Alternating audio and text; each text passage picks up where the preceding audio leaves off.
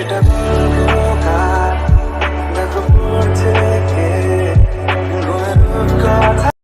Hello everyone, welcome to my channel Pakhi's ওয়ার্ল্ডে তোমাদের সবাইকে অনেক ওয়েলকাম আর অনেক ভালোবাসা। আশা করছি ভালো আছো, আমিও ভালো আছি। আর এখন বাজে রাত 12টা আর আজকে আমার বার্থডে। আর দেখো, ও আমাকে ঠিক রাত 12টার সময় ঘুম থেকে ডেকে এই সারপ্রাইজটা দিয়েছে। এই জামাটা ও আমার জন্য এনেছে, বেলুন ফুলিয়েছে, একটা কেকও এনেছে। এবার তোমাদেরকে বলি, ওর সাথে যেহেতু আমার 5 বছরের রিলেশান ছিল, তারপরেই আমাদের বিয়ে হয়েছে। আর এই 5 বছরের মধ্যে না, ও আমার জন্য মানে নিজে থেকে কখনো কিছু কেনেনি, মানে কিনে দেয়নি। হ্যাঁ, আমাকে সঙ্গে করে নিয়ে গেছে, নিয়ে গিয়ে কিনে দিয়েছে। কিন্তু ও একা গিয়ে মানে পছন্দ করে নিয়ে আসবে, এটা ওর কাছ থেকে আমি একদমই আশা করি না। মানে তারপরে ও নিয়ে এসেছে নিজে পছন্দ করে। তো চলো আগে কেকটা কেটে নিই, তারপর তোমাদের সাথে আবার পরে গল্প করছি।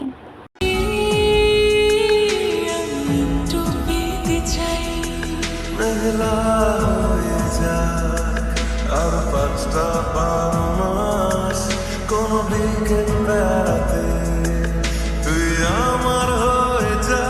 দেখলে যে আমার কেক কাটা হয়ে গেছে। আর যেহেতু আমাদের ফ্যামিলিতে 3জন, ছোট্ট একটা ফ্যামিলি, তাই ছোট্ট করেই সেলিব্রেট আর কি হচ্ছে রাত্রেবেলা। তো কেক আমি মাকেও খাইয়ে দিয়েছি, ওকেও খাইয়ে দিয়েছি। এবার ওরা খাইয়ে দিল আমাকে। তারপর দেখো আমরা 3জন এখানে কেকটা আর কি খাচ্ছিলাম আর গল্প করছিলাম। আর মানে আমার শাশুড়ি মা, সে তো ভাবতেই পারেনি যে তার ছেলে পছন্দ করে কেক কিনে নিয়ে এসছে আমার জন্য।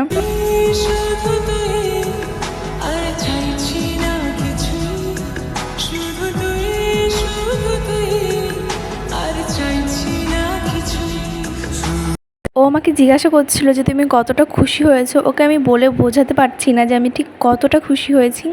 ও আমার জন্য নিজে পছন্দ করে নিয়ে এসেছে, সেটা মানে আমার কাছে একটা বিশাল পাওনা, যেটা ও আমাকে আগে কখনো দেয়নি। আমি খুব খুশি, এরকম একটা ভালো মানে একটা মানুষ পেয়েছি আমি পাশে, আমি খুব হ্যাপি।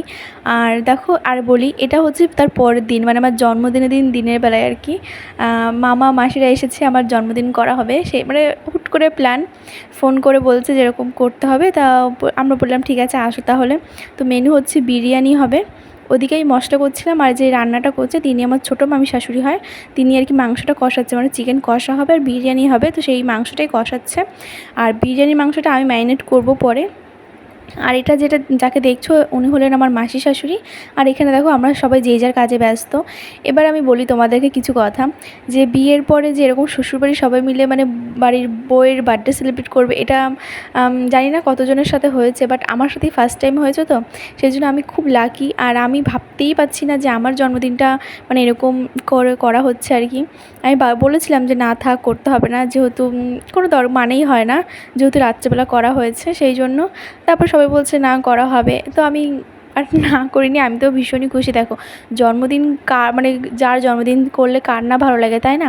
তাই জন্য আমি আর বারণ করিনি। তো সবাই এসেছিলো, শুধু আমার ননদ আসতে পারেনি, তার বাড়ি যেহেতু একটু দূরে, বাবু মনার পড়া, তারপরে স্কুল, ও যেহেতু গান শেখে মানে ননদের মেয়ে, তো তাই জন্য আসতে পারিনি। তাকে খুব মিস করেছি। তো ব্লগটা দেখলে হয়তো সেও বলবে সেও মিস করেছে। আর দেখো, এখানে মাংস ম্যারিনেট আমি করে রেখেছিলাম, আর এদিকে হচ্ছে মা চিকেনটা কষাবে, তাই জন্য আর কি মশলাটা কষাচ্ছে। আর যে কড়াইতে রান্নাটা হচ্ছে না, ওই কড়াইটা আমাকে গিফট করেছে মামি শাশুড়িরা। আর যে একটা বিরিয়ানির হাঁড়ি আছে, তোমাদেরকে পরে নেক্সট ভিডিওতে আমি দেখিয়ে দেবো, ওই হাঁড়িটাও আমাকে গিফট করা হয়েছে। তো এইগুলোই বলে না ঘরোয়াভাবে, তো খুব মজা করেছি আমরা। আর এই যে গিফটটা আমি আনবক্সিং করছি দেখছো, এইটা হচ্ছে আমার ননদ দিয়েছে একটা। এর মধ্যে একটা ঘড়ি ছিল। আমি গিফটটা এখন খুলতাম না, যেহেতু পরিবারের সবাই মানে খাওয়া দাওয়ার পরে যখন বসে গল্প করতাম, ভেবেছি তখনই খুলবো। কিন্তু ওই পুচকুটার আর তস হয়েছে না, মামি এখনই খোলো এখনই খোলো। তাহলে চলো খোলা যাক। আর ওরা যেহেতু বেরিয়েও যাবে, সেই জন্য আমরা বলছি তাহলে খুলে দিই। এ দেখো, একটা ঘড়ি ছিল। আর এইটা হচ্ছে সে আমার ননদ যে আমাকে গিফটটা করেছে। আমরা না মানে সবাই যখন একসাথে থাকি খুব মজা করি, খুব। তোমরা আগের ব্লগও দেখেছো যে আমরা কীরকম হাসি মজা করি, খুব মজা করি। আর এখানে ওর মজা করছিলাম কী নিয়ে আমার ঠিক মনে নেই, যেহেতু ভিডিওটা 2-3 দিন আগের ব্লগ। আমার একটু শরীর খারাপের জন্য আমি ভিডিওটা এডিটই করতে পারিনি, একটু লেট হয়ে গেছে ছাড়তে। তো আমরা একটু ম্যানেজ করে নিও। আর এদিকে দেখো, বিরিয়ানি দমেও দিয়ে দিয়েছিলাম, সেটা আর কি এখন সবাইকে খেতে দেওয়া হবে, যেহেতু বেলাও হয়ে গেছে অনেক। আর জানো তো, আমাদের কেক আনা হয়নি, মানে যেহেতু আমাদের 3জনের মানে আগের দিনে কেকটাই এখনও রয়েছে, 3জনে কতটা খাবো, সেই জন্য আর কেক আনিনি। আর মামাদেরও খেয়াল ছিল না, মানে পরে মনে পড়েছে, তাই আমি বললাম থাক আর আনতে হবে না। তো সবাই বলছিল যে তুমি এই বিরিয়ানিটাই কাটো, কেটে সবাইকে খাইয়ে দাও। তো এটাই আর কি সবাই হাসাহাসি করছিল।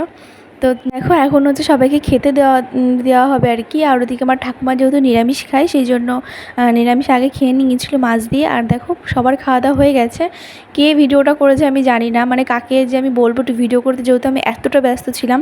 তাও ওই ক্লিপটা আমি নিয়েছিলাম, পরে যেহেতু সবার খাওয়া গেছে কিছুই দেখাতে পারিনি। আর এদিকে মামা মামিরা সবাই এখন বাড়ির দিকে যাবে। আর এটা হচ্ছে গপু, আর এটা হচ্ছে আমার মাসির শাশুড়ি হয়, ছোটো মাসির শাশুড়ি। ওরা এখন বেরিয়ে যাবে। আর আমিও না ঠিক করেছি এখন যাবো বাপের বাড়িতে, যেহেতু আমার দাদা একটা কেক এনেছে বাড়িতে, সেটা কাটা হবে আর কি। মা বাবা এসেছিলো, তারাও চলে গেছে, যেহেতু আমি যাব সেই জন্য মা ওরা আগে বেরিয়ে গেছে। আর এটা হচ্ছে অঞ্জনদা, সবাই এখন বাড়িতে যাবে। আর এরা বেরিয়ে গেলেই আমিও চলে যাব, আমি আর তোমাদের দাদাভাই যাব ওই বাড়িতে।